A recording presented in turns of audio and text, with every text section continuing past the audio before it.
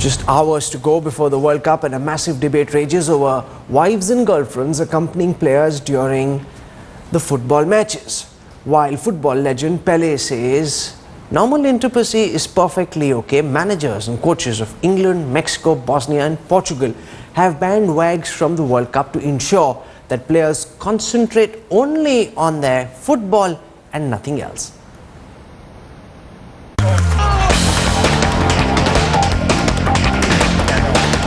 England manager Roy Hodgson wants his team to focus only and only on football. Portugal has barred its players from socializing during the World Cup. Mexico coach Miguel Herrera has slapped a sex ban on his players for the duration of the World Cup. And ditto with Bosnia. Is this their success mantra for the tournament? While the world wonders what role do wives and girlfriends, or wags as they are called, play in winning or losing a tournament, it could be a pity to not see some of the most glamorous women with their men in Brazil. That's Irina Shayk without Cristiano Ronaldo. That's Christine Blackley without Frank Lampard. No Ana Seladic to support her man Edin Dzeko. The jury is out on this, but football legend Pelé has made his thoughts clear a long time ago. He sees no harm in wives and girlfriends being with the players. In other words, sex is not the issue, but the pursuit of physical intimacy with other women could be. There are of course other teams that don't mind their players having their families around them. So Melissa Sata can cheer for USA while she is with her boyfriend Prince Boateng. Colombian singer Shakira is allowed to be with her partner Gerard Piqué. The debate on physical intimacy and whether it can impact performance has been going on for quite some time. Should players follow a hermit lifestyle during the World Cup?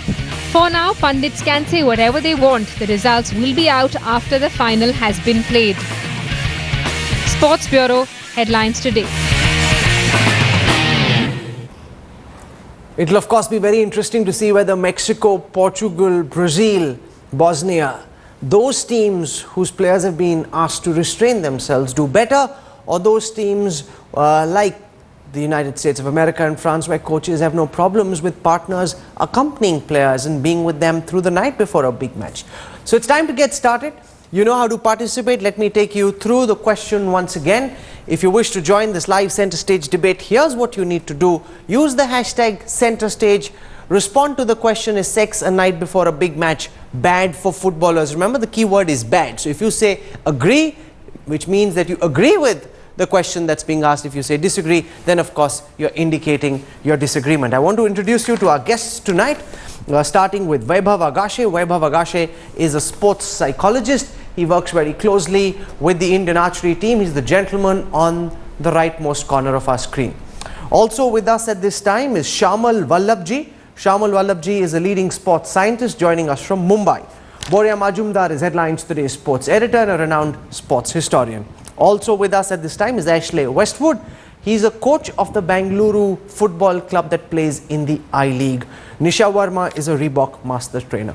I want to go across first to Boria Majumdar, because on all that we've seen in the past several decades of sports history, is there a direct correlation between teams whose coaches ask players to refrain from physical intimacy the night before, or is there no correlation at all? Is sex before a big match harmful for players or not? Boria Majumdar, your time starts now. You know, there are arguments on both sides, Rahul. I mean, the debate is perhaps inconclusive. There are two ways to look at it. One is the Pelé way, that you can actually have normal sex. The problem is if you go out and solicit, because that's when you expend your energy in a manner which can actually affect your performance the next morning. There's loads of academic literature on the subject. I've published a lot, but the fact is it is all inconclusive. I would personally want to look at the Luis Felipe Scolari way. You know, this is the World Cup. This is the single biggest stage of all. For 30 days, you try and focus on the job at hand, win the World Cup. For 30 days, have as much sex as possible. You can call yourself world champions. You can absolutely have normal sex with your girlfriend or partner or wife, but for heaven's sake, don't go out and solicit and spend the night doing that. For if you do that, the pressure will be on you the next day. Not everybody is a Keith Miller, the former Australian cricketer, or a Gary Sobers who can turn up and deliver. For the average player, spending the night outside can be a problem. You're saying for the average player, spending the night outside can be a problem.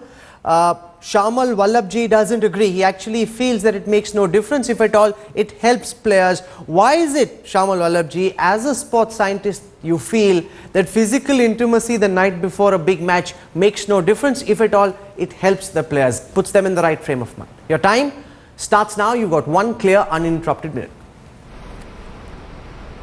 Yeah, I think if we look at it, you're looking at from a science point of view, right? The reason they're saying people like Muhammad Ali made this whole theory famous was because of an aggression. They said that if you obviously don't engage in sex, and sexual frustration will lead to aggression. And we've debunked that theory a long time ago. That was the premise of the theory, was that it's going to lead to aggression. And we know for a fact that sex actually increases your testosterone, and that should increase your aggression. And I do agree with the point that that if the player is spending the whole night out, then definitely it's detrimental to him. And in terms of an energy expenditure, there's definitely not enough energy being expended by an athlete to warrant a decrease in performance. I think from a scientific point of view, we've definitely ruled out the fact that athletic performance will be hampered in any shape or form if someone engages in any All right, your time is up, but you've made your point. From a scientific point of view, there is no evidence to demonstrate that your performance the next morning on the playing field is impacted because you've been up the whole night, especially if it's normal sex. That's what Shamal Wallabji is saying. I want to go across to Vaibhav Agashe, who, remember, is a sports psychologist working with the archery team. We've spoken about the physical aspects of it, but does it mess up somebody's psyche? How do you look at it from a psychological perspective? You've got one clear minute, and your time, Vaibhav, starts now. We have to just remember that it's a World Cup time. It's not a normal tournament. There is a carnival. It's like a big festival out there, and the players have to perform in a very, very distracting environment. Sex here is not just an act itself, but it comes with a complete package of distraction. It comes with alcoholism, it comes with parties, it comes with late nights, and you don't want to leave your players completely open to foreign and unknown influences. You, as a team management, you don't want them to get in trouble. You want your players to be well rested, sleep on time, get up fresh next day morning, and you want your players to be completely rested and recovered and completely alert to play the match. We have seen so many examples. Even this year, we have seen at the start of the year, the Arsenal, the attacker, the players getting in trouble over exactly the same issue, the Oliver. All of us have heard of that. So we don't want our players to get in trouble over these issues, and that's the reason that team management wants to play safe and issues an advisory against. Okay, your time is up. You're saying that players have the possibility of getting into trouble. Therefore, as a sports psychologist, you are strictly against this. I now want to go across to Nisha Verma. She's a Reebok master trainer, deals very carefully with players, their fitness levels, and also has strong views on whether sex the night before a big match makes a difference or not. Nisha Verma, you've got 1 minute, madam, and your time starts now. Yeah, I don't think it's so much the sex per se which is detrimental towards the performance the next day. I think it's the timing of the sex. And if the sex is had maybe an afternoon before the big game, then there is absolutely no negative effect on the player the next day. Also, I feel sex is a great way to reduce stress. And though there is a certain amount of aggressiveness required on the playing field and anxiety required on the playing field, over-aggressiveness and over-anxiety is really detrimental to the player. And the player is, in a way, relaxed a little bit before the game. He performs better, he does better. Definitely sex a couple of hours before the game is not recommended. But a day before, or in the afternoon before, sex is definitely not detrimental towards the game. The problem is if people travel with their partners and their wives or girlfriends, and they do have an emotional bond with their partners, then sex is even... Okay, your time is up. We must end over here. So we've seen 2:2 so far, where we're seeing a disagreement on whether or not sex makes a difference. We've seen Nisha Verma argue that it actually doesn't make a difference and it ensures that players are in the right frame of mind. Is there any historical correlation, Boria, on between coaches who've asked their players to restrain and the ultimate outcome of that particular team in that World Cup, or is there no correlation at all? Because it seems to be a very player-centric issue as opposed to a national issue. Is it a cultural issue, is it a player-central issue, or is it a team-by-team issue? It's a team-by-team issue, Rahul. I mean, if you actually see historically, it's a team-by-team issue. Even in this World Cup, on the one hand is Brazil, on the other hand is Portugal, on the one hand is Bosnia, on the other hand is Mexico. So, you know, it's a team-by-team issue, player-specific issue. It's upon attitude. In fact, I would want you to go to Ashley and ask this question. He's a coach. What would he advocate? Say, Bangalore FC won the I-League. Did he allow his players to travel with wives and girlfriends? Would he allow his players to have sex the night before? What does he think? Because the Indian cricket team at one point in time advocated no wives, no girlfriends. Subsequently, they were allowed. So it's completely upon the manager or the trainer or the coach. The fact is, you travel with your girlfriend or wife, no problem. You have sex because tomorrow, you know, all year you're staying with these same people, and obviously you have physical intimacy and you perform. But the fact is, in a World Cup environment, you are going out and soliciting. You are going out and then staying the night, partying, doing a lot of things. That is the problem. Okay, Ashley Westwood, would you as a successful coach allow your players to be out and about the night before? Do you enforce a ban? Do you believe a ban makes any difference? Do you see any correlation between coaches taking a tough stand on whether players can be, as one of the coaches described it, up to horizontal samba at night? Or do you think it's a serious problem? Yeah, I mean, to be honest, we don't allow our players to go out the night before a game. You know, it's a big game these days for players' power, but you know, you have to make sure they remain focused. If wives are around, if girlfriends are around, it's a distraction. You know, it becomes everything other than the football match. People start talking about the wives being here, the wives being there. You know, I remember thinking back to one of the World Cup campaigns with England. The only pictures you really seen in the paper was pictures about wives, who and what they were doing, what they were wearing. So we try and remain focused at our football club. I know a lot of football clubs in England have the same stance. You know, you need to know that your players are rested, they're eating the right stuff, they're getting prepared as best they can for the game. If they go out the night before a game, you don't know what they're eating, you don't know what they're doing, you don't really know what time they're coming in. So as a coach, you like to have that control and make sure that the job is done, and the job's ultimately the game of football. Why is it then that we see so many coaches take a very tough position on this? If opinions are so divided, Shamul Vallabhji, is it then something about individual players? Is it about cultures? Is it about teams? Because we're seeing coaches take a very, very tough stand on it, and there's been a lot of commentary on this all across the world, especially in countries where coaches have taken a tough position. If it makes no difference at all scientifically, then should the coaches just relax and ease up and let the players be? I think the reason, as you said, that you know the coaches will take a tough stand is, one is from a behavioral point of view, where you have absolutely no control over how late they're going to be out and stuff. But you know, I was involved in a World Cup final where a lot of the players' wives were not allowed to be there. And the other point is that, you know, the World Cup, as everyone is saying, yes, it comes every 4 years. Some people, it's a once in a lifetime chance to play there. And if you have a wife or a girlfriend who's a long-term partner, you want them to be around to share that experience with you as well. So as much as it's about performance, it's also about, you know, wanting the people who are closest to you, who shared in that journey to getting you there, to actually be there. That's an integral part that everyone seems to be missing out on. And I lived that experience a few years ago with one of the cricket teams as well, where, you know, no wives, no girlfriends. We tried to remove all distractions. But the fact that we removed all distractions was a distraction that the people who were closest to them were not there to share it with them. So there are lots of points that can go in favor and vice versa. But okay. I think, you know, there are lots of things that we need to consider. Yeah. Stay with us. I want to take our viewers through the sentiment analysis at this time. Can we have that up on our screen, please? This seems to be a very, very close debate. The question is sex before a game bad for footballers? Remember, the key word there is bad. And understanding the question and responding appropriately to it is very important. So, is sex before a game bad? 51% say yes, it is bad.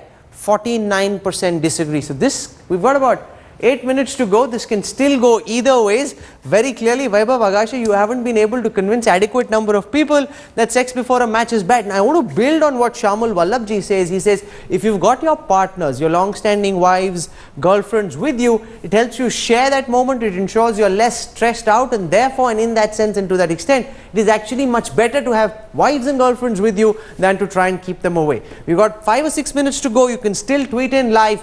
51-49 is about as close can get. Vaibhav Agashe. See, first of all, just remember that this is a team event. It's not an individual event. So in a team you have 15, 20 or even more players in the support staff. Every one of them will not have a steady girlfriend or a wife. So there will be few of them left who will have to go out and there will be enough female attention from their fan followers, and you can't enforce a discipline on the entire team that they have to stay inside the hotel. So your players, some of them will be staying in hotel, some of them will be going out. So that's, from a team management perspective, is not really something which is desirable. The second point is that, as I said earlier, absolutely, I have been to Olympics myself, and I have seen it's almost like a festive atmosphere.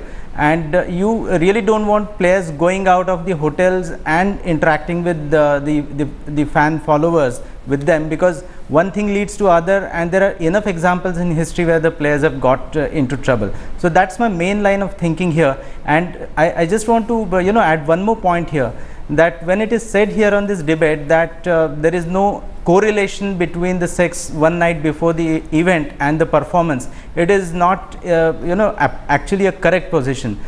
The research so far which has been conducted is inconclusive, and that's what I want to tell the viewers, that inconclusive doesn't mean that it is not proven. It just means that the research itself is not enough. But I have personally interacted with coaches from Cuba, from US, from Russia, the former Soviet bloc, the nations. Each one of them is personally convinced that it is not good for the players, and I have seen at least one example myself. Nisha Verma must respond, because she was speaking quite confidently that in her experience it makes no difference, but we were seeing Vaibhav Agashe argue, and this is true. If you go back and look at all the research that's been done, it seems to demonstrate that there are research publications that suggest that sex doesn't make a difference before a big match, and there are those that suggest that it does. So research seems fairly inconclusive on this, Nisha. Yes, just one second, I want to hear from Nisha. Yeah, but the research, there is research done, and which says that yes, maybe the afternoon before it will not impact the game the next day, because the anxiety levels and all are still very high, and the killer instinct is still very high. But like I maintained earlier, sex had a day before is really not harmful. But yes, there is inconclusive research, like it was said earlier by one of the speakers. However, what I feel is we underestimate the dedication of the player to the game. And just to say that he gets distracted with female attention, with this, that and the other, yes, there are some players. And there is impact on each individual differently to the attention he gets or the person he's with. But by and large, the people are really dedicated to the game, and they do have a killer instinct, and they do want to win the game, despite the festivities, despite the attention they get. But what I really, really appreciate is one of the speakers who said that they would like to share the joyous moment with the partners they are with. And that is a very big emotional high. Just sharing every bit of the experience with their partners is very big emotional high. So I think that it is absolutely okay to get their girlfriends and wives along and to have sex the night before. Okay, I just want to play out a graphic which our research team has put together, which looks at the position that coaches had taken and what happened to those teams. So here are the teams that disallowed WAGs in the 2010 World Cup. While Spain ended up winning that tournament, Ghana lost out in the quarterfinals, France lost in the first round, England lost in the round of 16. So you've got somebody getting knocked out as a surprise exit really early, and you've also got somebody, can we just bring this in very close please? Okay, here we've got Spain that ended up winning the tournament. Let's come to the teams that allowed WAGs in the last World Cup. Argentina reached the quarterfinals, Brazil reached the quarterfinals as well, and Australia got knocked out in the first round. So clearly, and I want to put this to Ashley Westwood, it seems that this has probably got to do with a whole host of factors apart from just whether WAGs are allowed in or not, because Spain winning, England getting knocked out, which shows that there is probably no one body of evidence that clinches this question in one form or the other. Should it therefore then be left to individuals to decide what they are most comfortable with, Ashley? It's tough to leave it up to individuals because, you know, you're going to have two different people maybe making different choices. It's a team game, so it's got to be one rule for one and one for all. So it's ultimately the manager and the coach that makes that decision, and he does it to try and protect his team and protect his methods of trying to win the World Cup. You know, a lot of media attention is drawn to WAGs going to World Cups, so they try and, you know, some managers will bar them because they want to remain focused and they want it to be all about the football and not about something else. They can't afford to be any slip-ups. If, for example, somebody loses a game of football and the next day they're seen with a picture with their wife, you know, that gets spun around in the newspapers as, you know, they don't care if things about the wives, it's not about the football. So it's a tricky situation to be in for coaches, catch-22, but like I say, having individual things will be tough in a team sport. It's got to be one rule that everybody abides by, and ultimately the manager makes that decision. Well, that's a fair point, because if a coach were to allow wives and girlfriends and that team were to do poorly, as has been the case with the English team in past World Cups, all the football crazy fans will blame the coach and the players for having their wives and girlfriends along. Well, all our experts have spoken. You've heard different points of view from a psychological perspective, from a sports science perspective, from a fitness training perspective, from a coach's perspective. Let's see what the final results look like. I think it's changed, but again, just by 2%, and this time the positive responses are 49%. So 49% of the people who responded to this live program suggest that sex before a football match is bad for footballers, whereas 51% of those who responded said that sex is not bad. In fact, it's good for footballers. 51-49. It doesn't get closer than this, as our experts said. There are no clear answers. There is no clear opinion. On other questions, we've had an 89-11 victory. We've had a 45-55 as well. This is as close as it's got on the Centre Stage Twitter debate. Of course, at 1:30 a.m. tonight is when the football begins. These questions, of course, will then not matter as much as the football. Regardless of what they did at night, what you and I will remember, what they do when they're out on the football pitch. And may the best man score and the best man win on the pitch. Thank you all so much for joining us in the first part of Centre Stage tonight. Hope you all are up at night watching the World Cup as we will, and then we can come back again and discuss the football later. Thank you all so much.